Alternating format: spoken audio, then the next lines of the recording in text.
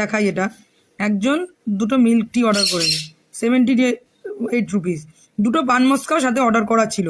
এবার ও নাকি বলছে নাকি ফয়েল পেপারে নাকি গার্ডারটা ছিঁড়ে গেছে। সকালবেলা অর্ডার এসেছি, আমি প্রচুর চা দিয়েছি, কিন্তু এখন জাস্ট চায়ের দামটাও কম, তাই ডবল ফয়েল পেপারে দিচ্ছি আমি। আর ভবিষ্যতে হয়তো আমি এটা চেঞ্জ করবো, কিন্তু একটাও কমপ্লেন আজ পর্যন্ত আসেনি। কিন্তু এর ছবিটা তোমরা দেখতেই পেলে, ছবিটা কিন্তু ক্লিয়ার না।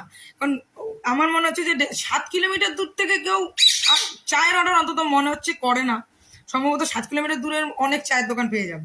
যাক, আমি মেনে নিলাম যে করেছে। করার পরে আমি যখন ডেলিভারি বয় এসেছিল, ডেলিভারি বয়ের বিহেভিয়ারটাও ভালো ছিল না। ইভেন আমি বলেছিলাম যে একটু ঠিক করে নেবেন, তো নাচাতে নাচাতে এরকম করে খেলতে খেলতে নিয়ে গেছে, যেন ফুটবল নিয়ে যাচ্ছে। তো যাই হোক, 7 কিলোমিটার দূর মানে বুঝতেই পারছো কতটা দূরে। কারণ একটা তো রাবার ব্যান্ডই বাঁধা, আরেকটা কিন্তু রাবার ব্যান্ডটা খোলা। খুলে কি করেছে সম্ভবত কাস্টমার, কি করে যদি রাবার ব্যান্ডটা খুলেই যায় তো পুরো চা স্মেল হবে। কাপটা কিন্তু পুরো প্রপারলি রয়েছে, কাপটা কিন্তু কোনো ওয়েট হয়নি, কোনো ভিজে যায়নি কাপটা। জাস্ট সাইডে শুধু একটু গার্ডারটা খুলে অল্প করে মনে হচ্ছে চাটা ফেলেছে ভেতরে প্যাকেজিং এর মধ্যে, যাতে রিফান্ডটা পেতে পারে। একটা রিজন দিয়ে রিফান্ডটা নেওয়ার চেষ্টা করেছি। তো এক দাদার সঙ্গে কথা বললাম, সে বললো যে এটা অনেকে আছে, এরকম কাস্টমার আছে যারা খেয়ে দিয়ে রিফান্ড পাওয়ার জন্য এরকম করে। মানে এটা ফটো দেখে আমার আননেসেসারি লাগলো পুরো রিজনটা, তো আমি এটা ডিসমিস করে দিয়েছি।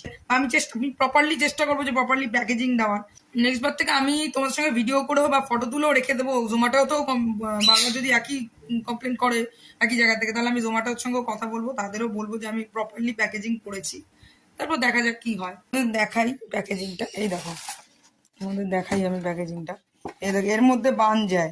হ্যাঁ, এইটা 80 না কত জিএমএস আছে, কত মোটা দেখেছো? এর উপর চাপ পড়লে বান কোনোভাবেই ভিজবে না। দেখেছো, এর মধ্যে কোনোভাবেই বান ভিজতে পারে না। এই দেখো, বানের ছবি তো পাঠাইনি। কমপ্লেন একটা করেছে, ফটো থেকে কিচ্ছু ক্লিয়ার না।